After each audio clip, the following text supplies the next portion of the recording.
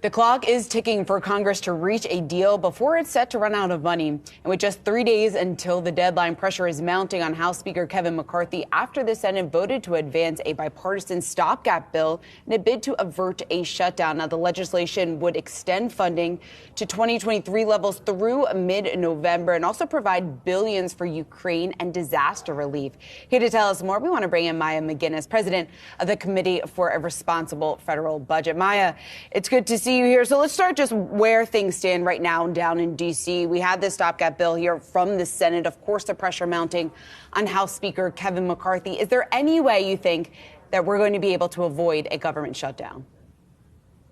Well, I do think it's possible, but I'm probably the most optimistic person there is when it's putting odds on this. In fact, we have the very, very, very unscientific poll of budget experts, and they think the chances of a shutdown are about 88%. So pretty much a sure thing.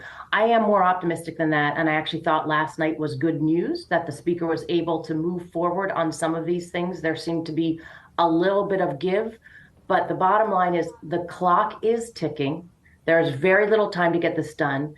And the variety of parties, it's not just two parties who are thinking about this, but the variety of groups of interests are very far apart in terms of how much they're willing to give. So it is more likely we will have a shutdown than not, though, again, I think we could find a way to eke our way out of this. But even if we don't have a shutdown now, the question is, how will we resolve the big outstanding issues of how you fund the government? There are very different senses of what level the government should be funded at.